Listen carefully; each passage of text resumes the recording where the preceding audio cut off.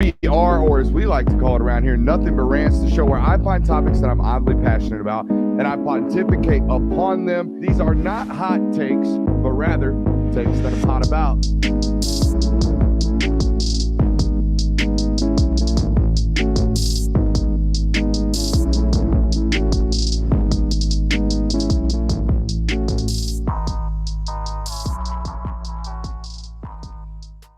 What is up, ladies and gentlemen? Tired of this car, then switch it.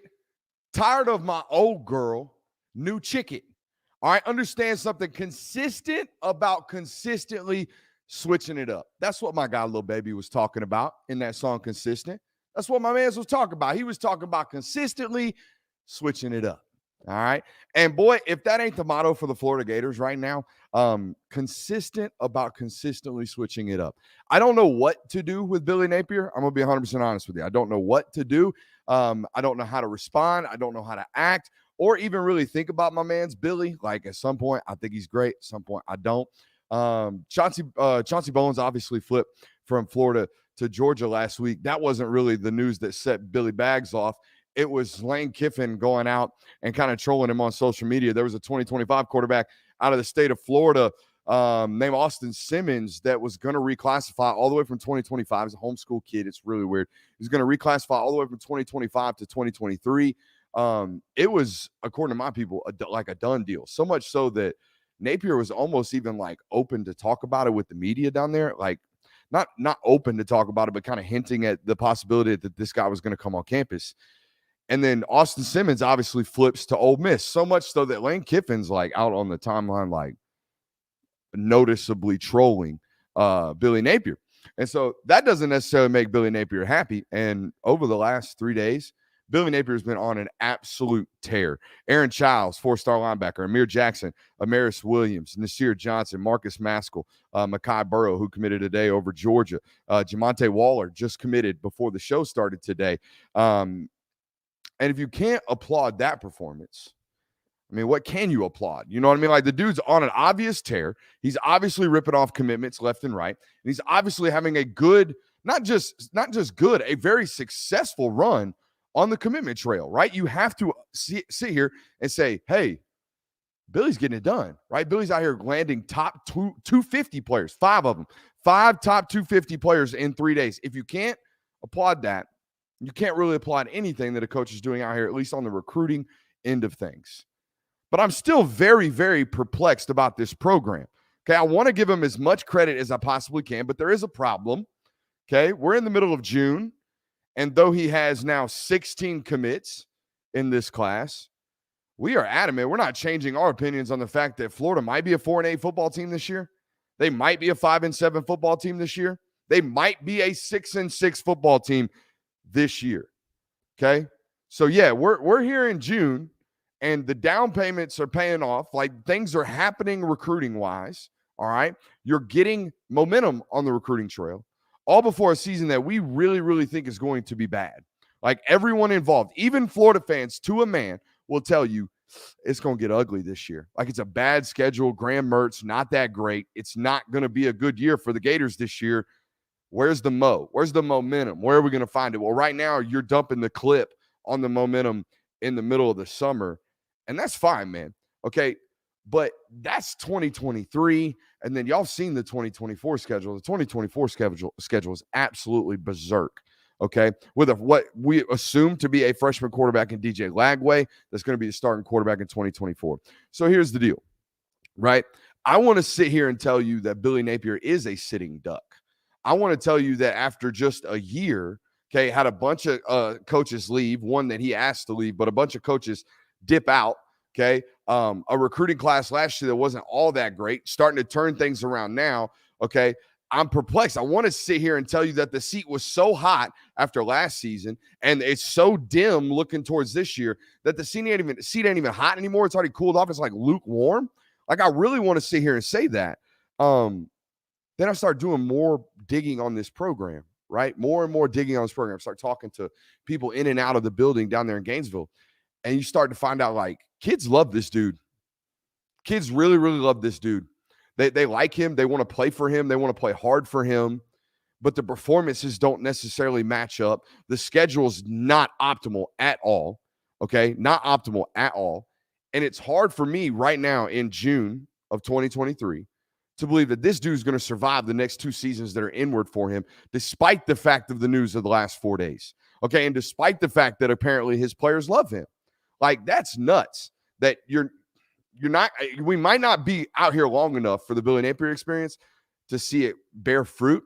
And that means I think maybe the next head coach at Florida might have a really, really optimal chance to get after it. But man, I don't know what to do.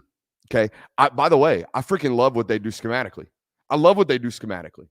I think they do the right stuff. I think they're trying to be Georgia with Tennessee football players, if that makes sense. Like, they're trying to be Georgia, but recruit at like Michigan's level, which is okay, but you're not going to beat Georgia doing what Georgia does with Georgia's players when you have Michigan type caliber players. You see what I'm saying? So it's a reasonable thought process to think they're going to have success, but nothing tells me that they're going to wait around long enough for him to have it. Like, it's great that he got out in front of everything, got some momentum this week on the recruiting trail, but man, got a long way to go to signing day and some ugly, ugly games inward for Florida. I don't like writing coaches off when I hear that players love them. You know what I mean? Like, I don't think there's any way possible that there's reasonable success in terms of like an 8 or 9 win season coming this year for Florida. It's not happening.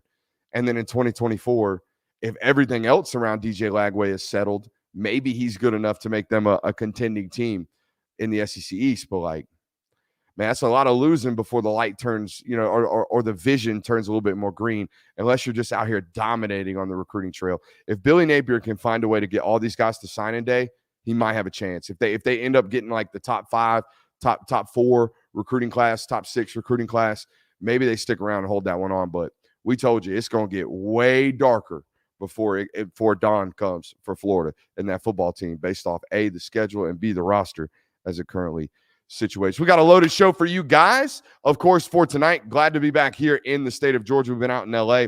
We're going to give you the final thoughts from the Elite 11. Nick Saban's been talking college football playoff expansion. We're going to talk a little bit about that.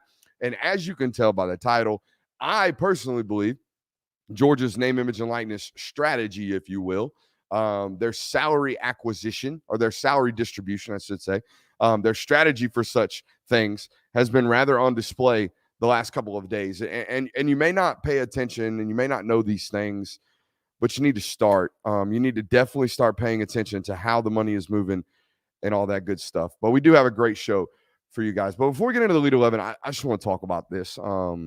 It's a random rant that I kind of wanted to talk about, been wanting to talk about, been thinking about contextualizing, but haven't really delivered to the audience.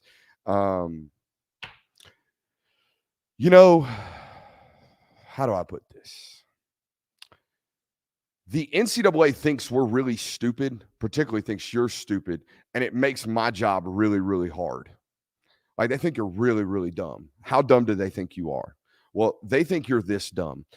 They think that they can write a rule about how NIL is allowed, but schools and programs, and particularly football programs and basketball programs, are not allowed to interact or intervene with any of these name, image, and likeness discussions prior to the player being enrolled at their school. Now, why does that make the NCAA obvious and blatant in their process of thinking that you're stupid?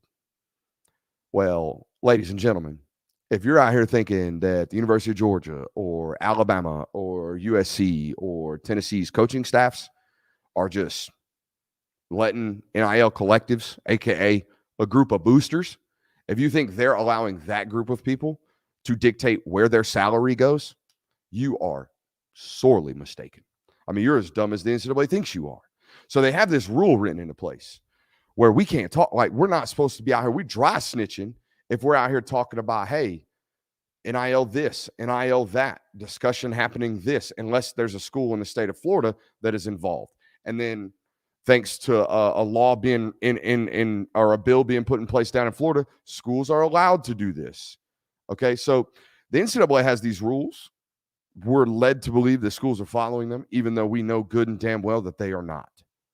All right, so I don't know. That's just my rant. I don't know how to go about some of these discussions without thinking that I'm dry snitching on somebody, or without thinking that I'm saying something that I'm not supposed to. Whatever. Okay, so here's what we're going to try to do.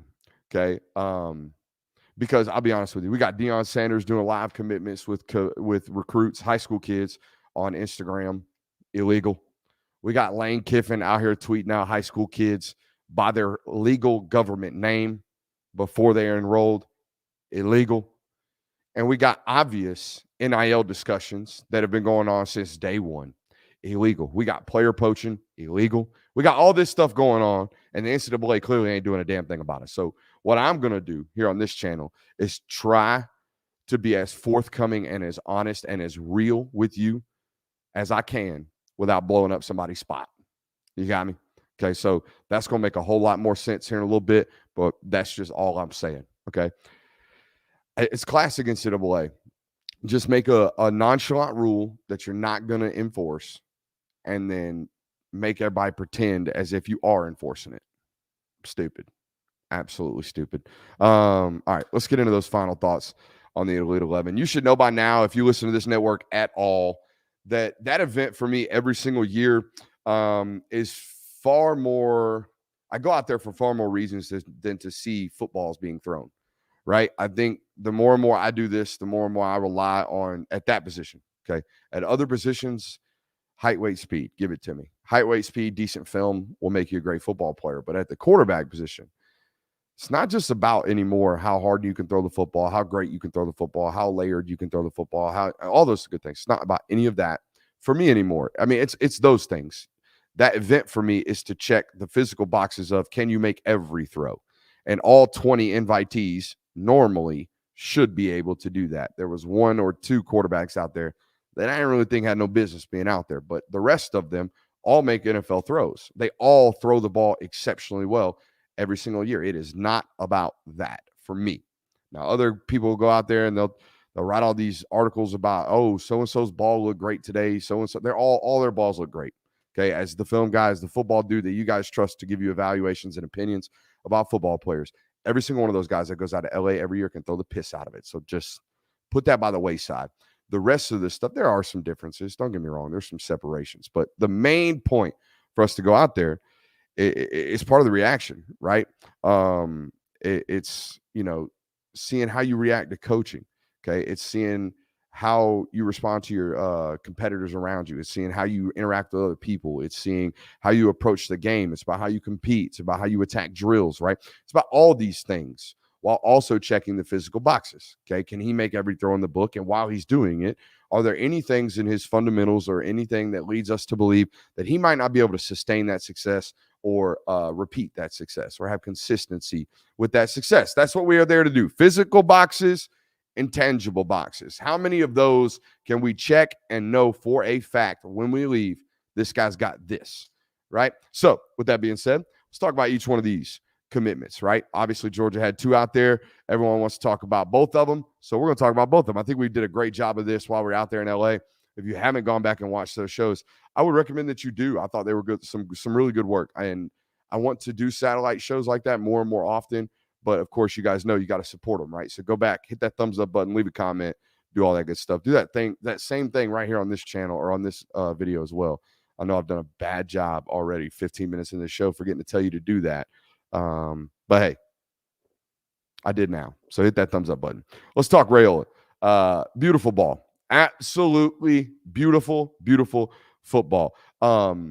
Never plays with tremendous amounts of gas. Okay, what do I mean by that? Most of these live arm football players, most of these guys that are one-of-one throwers, people talk about them since they were, in 9th, 10th grade about how great the ball comes out. Guys like Dan Orlovsky tell their dad when they're 14, their first-round draft picks, number 1 overall, right? All these guys, most of them, the ball explodes at all times, unless they're throwing a deep ball or unless they're throwing a layered ball. It doesn't seem catchable for mediocre receivers or anybody less than premier wide receivers when those quarterbacks let it rip. I never felt like Raiola's ball appeared to be hard to catch this week, and that is a valuable skill set, okay? because it leads to less drop balls. It leads to more runnable footballs after the catch because the receivers are comfortable. Okay. It leads to, I don't even know how to explain it other than to say it this way. Every ball Dylan Raiola threw this week looked like it was meant to be caught. That makes sense. No wobbles, no suddenness to it. It doesn't appear heavy. Like Gunnar Stockton's ball is very, very heavy. You catch his ball and it feels like it punched you in the hands when it gets to you. Okay, Raiola's ball arrives eloquently, if that makes sense. And I think that is a skill set. That is something that is valued on the next level, especially when we start mixing into, hey, fitting balls into windows and stuff like that, on top of the fact that he's got the gas, right? He's absolutely got the gas when he needs it. The other thing that I learned this week, and this is probably something I should have known, prior to going out there, but he's relatively new to this position. I mean, like very, very new to this position. This is a guy that didn't start playing quarterback until 9th grade. Like, that's wild to me. That's wild to me that we just pick it up and we're that naturally gifted at it, first of all. But it's also wild to me to sit here and think that, hey, this guy's only got 4 years of college or, high school football underneath his belt. And despite the fact that his daddy was a pro ball player, and despite the fact that, he probably grew up in NFL locker rooms, and despite the fact that Uncle Matty is Uncle Matty and all that good stuff, it's still a 10,000 hour theory. Like, you still have to go out and play to be comfortable. And I see that some in his game. I see some unrefinedness, if you will. Some, I'm gifted, I'm going to do it this way because I can get it done this way right now. You know what I'm saying? And that right now changes when you get to the next level. You have to do it that way, not your way. And if you can't do it that way, then we got to learn how to do it that way. Does that make sense? So yeah, definitely that right there. The deep ball, I went back and watched the footage today. Absolutely immaculate. Like, I don't even know. Russell Wilson throws the best deep ball in the NFL, I've always believed, because it is a super high arcing football. It comes down, nose down. Okay. That ball arrives straight down like that. Okay. That is Dylan Raiola's deep ball. It shows up like that. Okay. It shows up nose down. And it's in the air for a very, very long time as a byproduct of his arm strength, of course. Like I mentioned earlier, there's touch on every throw, and the life did show up when it wanted to. I thought he threw one ball really hard all week, and it was during the pro day. He's rolling to his left. He throws a comeback, and I mean, I'm standing right there. The footage is, he's throwing basically into our camera. That ball arrived. That ball jumped. It sounded violent when it got there. It was like, all right, that ball was pissed on, pardon my language. That was the only ball he threw all week that I felt that was like that, though, for good or worse. But I think that, on the next level, we're going to have to throw comebacks like that every time. We're going to have to throw slants like that every time. We're going to have to throw, digs like that into the second window every single time. He's got the lively arm to do it. Just didn't do it on a consistent basis this week, which, again, catchable. That was all that was mattering this week. You're throwing with brand new receivers, all that good stuff, catchable. I do want to know, what is Dylan Raiola like inside of structure? Okay. What is he going to be like when he is told, this is how we do this, and it's not something that he's comfortable with? Can he do that? And what do I mean by that? I've already told this story, but we probably have some new listeners in here tonight. So I'm going to tell it again. The very first drill of the week, the very first drill of the week at the Elite 11, Dylan Raiola and the quarterbacks were asked to put their feet stagnant. Keep your feet square. Don't move them. Take 1 step, 2 steps to the target, throw the ball. Okay. Your lower half should be like very solidified. You should be very calm. This should almost look like we are just playing robot catch. Like, you are very stagnant. We're trying to see your motion. That's all we're trying to do. We're trying to video your motion, see what you got going on, all that good stuff from its base platform, right? Like block A before we get to block Z, where we're actually playing football. First rep, he does it like coach wants him to. Step 1, bring the front foot over to it. Okay, nice and solid, feet quiet, rip the football. Throws the ball on the track. Does it again, takes his second rep, throws it on the track again. Claps his hands, dang it, like all quarterbacks do. Gets back in line, gets back into the drill, and then starts to add kind of like a hop, starts to put rhythm into the drill. Not the drill. Okay, so does it matter? No. To a lot of people, it doesn't. Okay. But I said this the other day. You guys, a lot of you, I mean, we got some. We're starting to get some different fan bases moving in here, but a lot of you guys that listen to this are Georgia fans. You played a program that is all about those things. It's all about doing all 8 reps on the power clean. It's all about finishing through the line during sprints. It's all about processing your reads correctly. It's all about doing it the way you were taught and coached. It's all about all the little things required to be great at football. That's why you are who you are. That's why Georgia is where they are, because they do all of the little things the right way while also having immensely talented players. Excuse me. Have the best players, teach them to do all of the right things all of the time. Okay. So that's my question. I know he's one of one talented. He is by far the most talented football player in America. No doubt. Not a doubt in my mind. We confirmed that this week with our own eyes. There are some boxes. There are still some boxes left to check, as are with the next person. Let's talk about Ryan Puglisi. I think far too many of these conversations about Pugga are started with the intangibles. He's a great kid, all that good stuff. We're going to talk about that. But I want to talk about the dude's abilities. Okay. That is a football playing SOB. That dude, to a man, I've said this twice tonight, to a man, this one was in the notes earlier, was at ad lib. To a man, I always go out there and I ask these quarterbacks, hey, who's got what? You know, who's best athlete? Who's got the best arm? Who's your guy? Who you like? You know, who's a dude? Who's the alpha? All these questions. Every single one that I asked, who's got the biggest arm? Puglisi. Immediately. Puglisi. Dude can throw it a country mile. So he's immensely talented. 6'3", 225, got a good stroke, all that good stuff. He can absolutely throw the football. He throws missiles. And I know based on his tape, I didn't see a ton of it this week. Thought this is the only place that he really struggled. The touch. There was not a lot of touch in his game this week, but I know there is a ton of it on Friday nights. If you go watch the film of Puglisi, there's a ton of touch throws. In fact, there's one where he scrambled to in his right, and he just kind of like, it almost looks like a Steph Curry floater, like from the free throw line, or a Trae Young floater from the free throw line. Super high, comes right back down and drops in. I know the dude can play with pace. I know the dude can play with some finesse, if you will. I will say this. There are no excuses, but I'm about to make one. All right. One thing people don't realize about the Elite 11, and I probably wouldn't realize this unless I was one of these guys that always, I'm a loser like this. I just notice all the little things that don't matter to a lot of people. And when I say this, they're going to be like, oh my God, look at this excuse-making mofo. Those people that think this is an excuse have never, ever, ever thrown a football. Not consistently.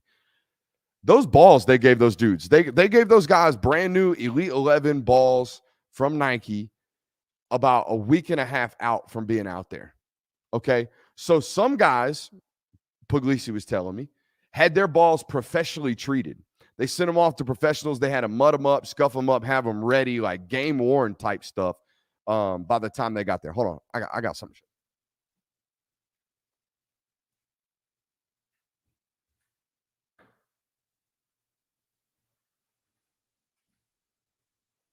All right. So these are NFL balls. I don't know if you can tell, but this ball looks brand new. Okay. It's not quite brand new, but it basically is. Okay. This ball looks brand new. This ball, a little darker. Okay. Nose of it, a little more rubbed off. This ball spins like nobody's business. Okay. We hit the camera on the way back. This ball struggles to get through the air when it's brand new. Okay. So that's all I'm talking about. All right. And basically, Puglisi had a ball that was not rubbed up. No pause. All right. He had a ball that was kind of tough to throw. All right. So all week, when you look at the footage, my man ain't throwing ducks, but my man throwing balls that are not showing the dot. You know what I mean? Where you throw a spiral and that thing's actually showing the nose of the ball the whole time. It wasn't that. But the dude's arm was so damn strong that he was just throwing through spirals or throwing through ducks. Okay. Balls that weren't spinning professionally. So yeah, I mean, we can blame the balls. I'm going to blame the balls a little bit. How's this camera look? It's not terrible. You know, it's not terrible. So, yeah, the balls weren't rubbed up. Some were. Some balls were nice and perfect. Some balls were brand new out of the box. Some balls still had the unique shape a brand new ball has coming out of the bag. Some balls were smooth. I said it this way in our Elite 11 article. Actually, I got to talk about this. I have personal biases, okay, as a scout. And it's important if you're going to do these things to not only identify them, but tell them to your audience. Okay. So I'm going to tell you something right now about me. I am always, always, always, always going to favor the player that does everything right and that has to do everything right to be great. Ryan Puglisi is immensely talented. Like I told you, God gifted him too. He's 6'3", 225 pounds. He can throw it 75 yards. He can do everything he needs to as a college quarterback. He's immensely talented. But Ryan Puglisi is a does everything right guy. From the moment he wakes up to the moment he goes to sleep, he does everything right. And it is not just lip service. I think too often kids can be in, their phones responding to reporters. They could be on the phone responding to reporters. They can be on Twitter talking their inspirational stuff. Okay, they can do all of these things. But a lot of it's fugazi until you pull up on kids and you find out who they are. That's what we did this week. We found out who that guy is. That is not lip service. That dude is 100% that guy when it comes to, I'm a competitionaholic. I love doing everything right. I'm a dry reps guy. When the guy in front of me is doing work, I'm going to do the shadow rep behind him. Okay, I'm going to show up early. I'm going to leave late guy. All of those things are in spades with Ryan Puglisi. I said it this way in our final Elite 11 article before we left California, and I think this is the best way to put it. I don't know if Dylan Raiola is quite ready to lead at Georgia, but he's damn sure ready to play. That guy can walk in right now and play college football. But I don't know if he's ready to lead a college football room. Conversely, I don't know if Ryan Puglisi is ready to play college football at the University of Georgia, but he's damn sure ready to lead a room. Okay, so it's good, and it's a Georgia first world problem to have that you took both of these football players, because though they are both immensely talented, they are immensely talented for two very different reasons. Okay, if Dylan Raiola were a one-of-one thrower of the football, Ryan Puglisi is a one-of-one do-everything right guy. It ain't going to be some walk-away competition, and that's what I learned this week, that, yes, that guy, wow, super talented. That guy, wow, something about him.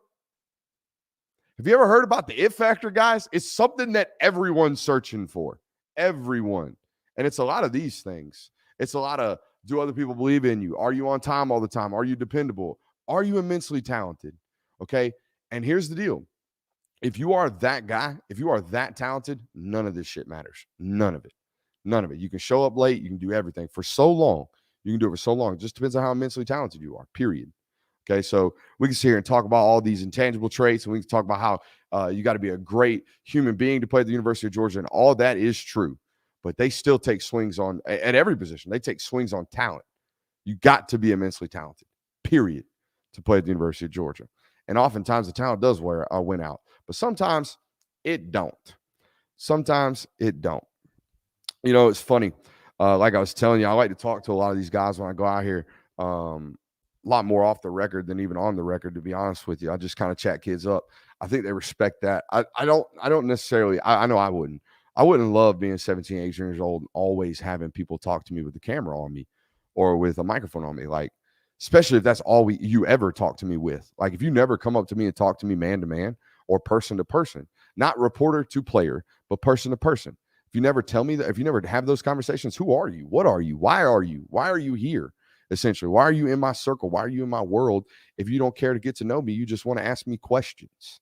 All right. So I always try to get to know kids, even if they're not coming to Georgia, or even being recruited by Georgia. I always like to have general conversations with them off the record. So one of those things we always do is we just take note. We just listen on what they say, and we're like, interesting. Like this little note. I was talking to a young quarterback at the Elite 11 finals, and we were talking about Dylan. And we were talking about Dylan Raiola, and we were saying, hey, man, like, it is Raiola, by the way. I need to correct that. Make sure you're correcting me with that on this channel. He's talking about Raiola, and he made a comment about Dylan, quote, passing up millions to go to the University of Georgia, saying that, you know, it was never about money there for Dylan. Those are his direct quotes. These are guys competing with Dylan, like, all week, okay? Never, ever is the number one quarterback of these things like supremely liked, by the way. Never. They're all super competitive. They all want to take down the guy. So for him to say this about it, this is 100% true. It's 100% true. or at least in that person's mind, they were saying their true thoughts. It was never about money. It's never about money as to why the number one player in America came to Georgia. In fact, he passed up millions, was what this kid said. Which brings us to our next topic. It's not. It's not about money. It's not about money at the University of Georgia. I've tried to explain this on this network and over again on this channel. I've tried and I've tried and I've tried and I've tried and I've tried. There are no bidding wars in Athens and Tuscaloosa. Understand me this, please. There are none. There are no salary caps in college football in terms of a set number that you can exceed. We all know that, right? There is no set number of a salary cap like there are in every other professional sporting world, which I believe is what we are already in. If you're not paying attention, I'm here to let you know we are already in a professional world of college football, and most of these professional worlds have salary caps. And though we don't have a salary cap, a hard salary cap in college football, there are caps on salaries at each of these programs, right? There is a set line of assets that you just can't exceed at all of these universities, right? And some of them are very, very different. Some of their salary caps and salary floors are set at totally different levels. And the funny thing about Georgia and Alabama, particularly, the two teams that are almost notoriously ranked at the top of everybody's college football rankings, period, whether it be recruiting, season predictions, all this good stuff. The two programs that are most associated with greatness in this sport currently, they're not one of these teams. They're not one of these teams that has one of these crazy ass budgets. They are indeed football schools. They have 1% talent in that sport. Georgia and Alabama has more talent and more, I should say better players than 99% of college football. But they do not have 1% money. They do not have 1% money. Okay? Those schools are as obvious as ever, and they aren't Georgia and Alabama. The schools that have this 1% money, they stick out like sore thumbs in this world of college football. Okay? So what does that mean? What does it mean at all? Well, that means that there are hard caps, right? But they're just at each individual program, okay? There are some teams that are strung tight on what they are allowed to spend, and they can't spend it desperately. Georgia and Alabama are two of these programs. They are one of the haves, okay? But they're not one of the extremely haves. So let me explain to you how this goes, okay? I'll try to explain this to you. This is back to our first segment. If you haven't, make sure you go back and watch. Because the NCAA thinks you're stupid and thinks that these schools are not being directly involved with these NIL budgets, this makes this conversation really hard, but I'm just going to push right through it, okay? This is what we're going to do. We're just going to do it together, okay? But we're going to do it in a way that we are all protected, all right? So let's do it this way. Linebacker X at high school Y in the state of Alabama calls Georgia and says, Coach, I'm going to be a dog. I'm committing. Right now, Coach, I'm going to be a dog. And then player X from school Y calls SEC school Z and says, hey, SEC school Z, I'm going to Georgia. And they say, well, here's our final offer, player X. You don't need to be going to Georgia. You need to be coming to school Z. All right? We're going to offer you this. We're going to do this for you. Okay? Final offer. Boom. Big offer. Okay? Georgia, being one of the haves, but not one of the super haves in college football, doesn't do final offer negotiation. They don't do final offer bargaining. The salary cap is what the salary cap is, period.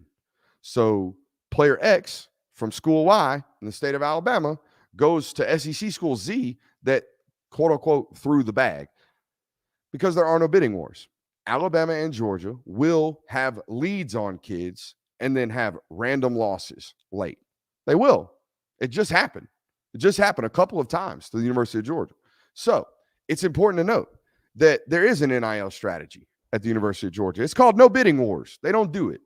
The salary cap is what the salary cap is. You will make what you will make, period.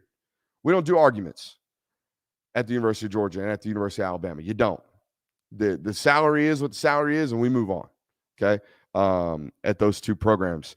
Some people would listen to that and they say, well, Brooks, if Alabama and Georgia aren't the haves of college football or the super haves, as you called them, Who are they?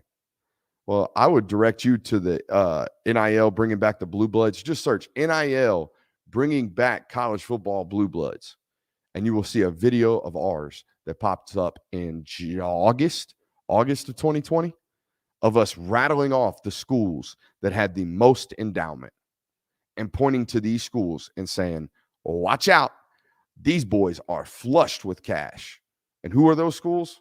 Well, it's by the way, I don't have to rat on these. So if anyone's thinking I'm dry snitching, this is Lane Kiffin. All right. If you want to know who are the super haves and who's out here driving 180 on the Autobahn out there in Germany right now, by the way, I'm not going to explain that one. If you don't know who these schools are, listen to a Lane Kiffin press conference. You will see him take a stab at USC. You will see him take a stab at Texas A&M. You will see him take a stab at Miami and Tennessee. You will see this. You will hear this. All right. These are not hidden facts about college football right now. Nobody nobody talks about them with you. All right. So USC, obvious, LA money. Duh. I think I talked to an SEC coach not an SEC coach, a USC coach. He's now in the SEC. Talked to a USC coach back when Michael Williams was a hot recruit for them, and Kristen Miller and that whole first NIL class. You guys remember Michael was committed to them. Their first meeting with players was, look how many Fortune 500 companies base their companies in LA. Look at all of them. They're right here, right next to you. Oh, by the way, these highlighted, these have a degree or give back to USC. They're already Trojans, baby. Look at all this. USC, LA money. Texas, a little mixture. Texas, a little mixture with oil money and some tech money and some real estate money. Texas, just money. Texas, I looked up today, has 5 billionaire families. 5 billionaire families that donate to Longhorn football and are super competitive about how much money they donate. Texas. Okay, they're traveling really fast. Duh. Texas A&M, super, super fast. Oil money. Out the wazoo. And some weird legislation where they can out there just create an LLC, dump money into it, and siphon it out to football players via their bank accounts. Some wild-ass NIL deals out there at Texas A&M, or at least the rules. And then Tennessee, if you don't know, Tennessee's got Jimmy Haslam. Okay, who is Jimmy Haslam?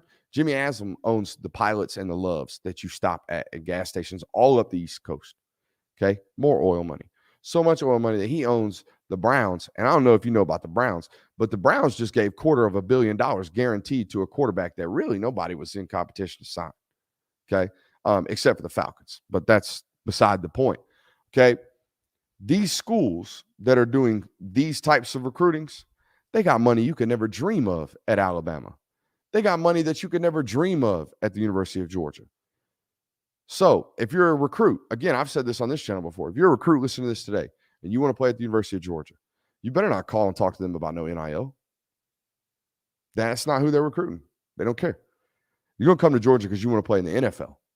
Okay? Not because you want a couple $100,000 coming out of high school or because you want some astronomical amount of money coming out of high school. All this stuff's right here in front of you. I shouldn't be so scared about all this because it's all right there in front of you. Let me ask you something. You know any Yellowwoods? You know who the Yellowwood guy is? Look it up. Yellowwood, Auburn football. Just Google it. See what happens. Okay? You notice any Yellowwoods at Alabama? Nah.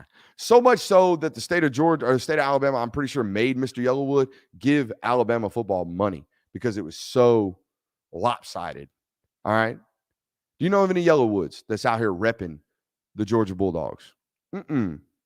You don't. You know of any famous billionaire tycoons that are out here talking about the Alabama Crimson Tide? No, you do not. Texas has 5 of those families. So no, Georgia ain't out here fighting and arguing with kids over a couple $100,000. We don't have it. We can't. We're not giving it to you. So says coach, right? So that's the strategy. Ain't no bidding wars. You want to go to Alabama? You want to go to Georgia? Good. You're going there because you love football and you want to play. And you want to play at that university, not because of all this other stuff. Okay? Again, college football fans listening to me. Okay? Understand something. There are going to be sudden swings in the recruiting world.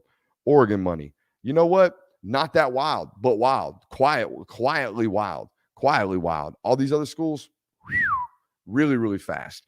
Dan kind of knows what he's getting into. I think Dan operates a lot like Lanning, or excuse me, a lot like Nick, and a lot like Smart or Kirby.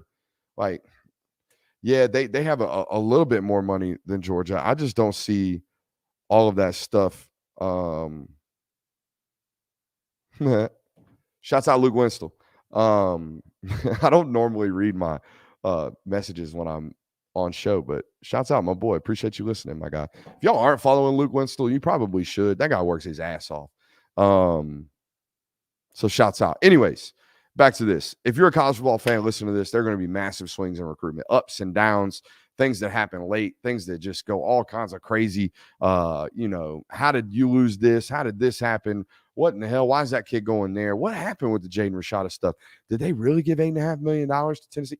All of these crazy ass stories are going to continue to happen because, as there always is with any unregulated and unsanctioned business that fields hundreds of millions of dollars, there's going to be crazy shit happening in something like that all the time. Which, by the way, think about that. Listen to that statement. Listen to that statement right there. An unregulated and unsanctioned business, for nonprofit, by the way, that siphons hundreds of millions of dollars, nay, billions. That's what college football is, guys. And there ain't nobody out here sanctioning it. Ryan Day told y'all straight up at a press conference it was going to cost him $13 million to sustain his roster. Told y'all that straight up. His is 13. So-and-so's over here might be 14. So-and-so's over here might be 16. So-and-so might have enough money to pay for 20. Unsanctioned, unregulated, no lawyers, no laws. Hell, there are laws. No one follows them. I don't know. You want to get some type of corrective action into college football, put some sanctions in. You have to be able to allow these people to play on even terms. It's not impacting college football right now. I really don't. Georgia's still Georgia. Alabama's still Alabama. Clemson, for that matter, is still Clemson. The LSUs of the world are doing fine. Michigan's doing fine. Ohio State's doing fine. These other schools, before this stuff gets regulated, you better do some damn winning, USC. Lincoln Riley, I'm telling you right now, if you don't win before all that illegal, I'm not going to call it illegal. I'm just going to call it fortunate stuff that Gavin Newsom's doing for you out there with NIL laws. If you cannot win before sanctions come in on this and everyone's playing on level playing field, you will never win. You won't. Okay. Tennessee, if you are not allowed to leverage your way into an SEC East competitive battle with all the money that you are now allowed to spend, you will never win, Jimmy Haslam. You won't. Okay. Until the rest of the powerhouses die off. Right now, you have a significant competitive advantage.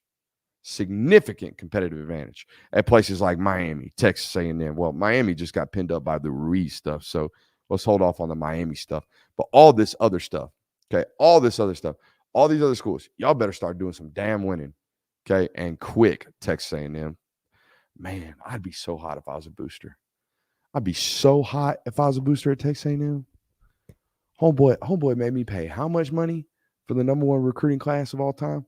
Even though he tells everybody that I want my bread, that would also piss me off. I'm out here forking out all this money for your football players, and you ain't even allowed to go out and tell people that I did it. Like, that's the antithesis of rich white folk money. Not that all of it's rich white folk money, but you get me. Like, rich money is loud money. I don't know if y'all have ever noticed that. But when folks spend money, they want to let you know they spending money. So it's got to be really, really hard for some oil tycoon out there to just be like, wait, I can't tell people that I'm the reason so-and-so Evan Stewart came to the school. I'm the reason that so-and-so came to the school. I can't do it. Why can't I do that? Oh, because the NCAA's out here with Fugazi rules, and because your coach is out here telling everybody that y'all didn't pay for nothing. Man, that'd make me mad. I gave you how much money? And I'm supposed to act like 3 and 8 was my fault? I'm just kidding. Yeah, nah. Because they're telling their buddies, I bought that player. I did that. All for y'all to lose to App State. Oof. That would be hot. Yeah, nah, man. This something with revenue. I would imagine revenue sharing sanctionalizes this. Revenue sharing will sanctionalize all of this, so I don't think it's that big of a deal. I don't think college football powers that be will allow this type of unlevel playing field to completely happen, right? This idea that California and Florida are going to play on their own rules, and everybody else in Texas is going to have their own set of rules, and Georgia is going to have their own set of rules. Like all this stuff's going to happen. I find it hard to believe that Nick Saban will roll over in his grave before college football is that unbalanced. Okay, he's fighting at every tooth, every inch that he possibly can right now. I mean, Mans is spending his summers in Congress fighting for some stabilized NIL laws and bills. So over Nick Saban and Kirby Smart's dead body will this stuff continue to allow to happen, which is why I'm telling you right now, if you're one of these schools, you better start winning. I don't know when a level playing field will be created, but it's impossible to believe that it's not going to, right? Otherwise, we can. I'm not going to say we can say goodbye to college football, but you're going to have like 7 Yankees out here. You know what I mean? Where the Yankees can just pay as much money as they always wanted to until there was a soft cap in professional baseball. Nonetheless, that is what it is. Speaking of Nick Saban, I think we were speaking of Nick Saban, but speaking of Nick Saban. He talked about the college football playoff expansion today, and I got to be honest. I don't know if Kirby will ever – I don't know if he'll ever become this, like, open and willing to be on a microphone and talk and give quotes, but Nick Saban damn sure is. Nick Saban almost – like, it's like he's itching to give takes. He's like me. When I go, like, a week off from giving opinions, I'm like, dude, I got to talk to somebody. My wife's like, shut the hell up. Get down there and do something before I lose my mind. You know what I mean? Like, it just, I got to go. I got to give. So I got to talk. I got to give opinions. And I think sometimes during the summertime, Nick's just like freaking bored. You know, Terry's kicking him out of the house. He's like, we can only play, virtual reality boxing so much. What a random joke for people who aren't on social media as much as I am. But no, I think he just gets kind of bored and he gives quotes like this. This is a phenomenal quote. And it's what he's turned into. Not that I'm not one of these guys that's out here making fun of Nick Saban for bitching and complaining. I know why he does what he does. Nick Saban bitches and complains no different than LeBron does after a game about how he got fouled. It's so the next time he gets the calls. You know what I'm saying? Nick Saban does all this complaining, so next time he gets his way. You know what I'm saying? He complains and complains and complains so that things get fixed. Whereas Kirby just complains behind the scenes and makes everybody else get things fixed and doesn't want to portray this image of someone who is complaining or making excuses because that's just not who he is, right? Not saying that Saban is an excuse maker because he's obviously not. He's the greatest college football coach of all time. But once you are the greatest of all time, now you have some leeway to do what you want, which is tell everybody what your reasoning is for your complaints, right? And that's what he's doing right now with these quotes right here. He says, quote, so all we do is take the teams that win the most games. He's talking about the current college football playoffs now. So all we do is take the teams that win the most games at the end of the year, put them in the playoffs. But do you really get the best teams, he asked. When they told me that we would be favored against 3 out of the 4 teams that got in the playoff, I'm like, why aren't we in the playoffs? Does that mean they have a better team, or does it mean that for those people or does it mean that those people don't know what they're talking about? I really don't know that. But I'm not being critical of anybody. But if you're going to have parity, you have to have a better way of figuring out who has the best teams, not just because you lose 2 games on the last play of the game. First of all, I love a good old-fashioned, I'm not criticizing anybody, but tear down the system to its studs. These are the problems. You know what I mean? I love a good, hey, man, no offense, but I hate the way you dress. I don't know, man. It kind of seems offensive. You know what I mean? Don't take this personal, but I really wish you would dress more professionally. I don't know, man. Sounds kind of, personal. You know what I mean? It sounds like you definitely pointed that at me. Anyways, I don't want to critique. I don't want to knock anybody down, but this system sucks. So says Nick Saban. First off, the system currently in place requires week in and week out excellence to find out who's going to be selected for excellence in January, right? You have to be excellent under the current system from September 4th until December 10th. okay, to earn the right to prove your excellence in January. That's what this sport has always been about.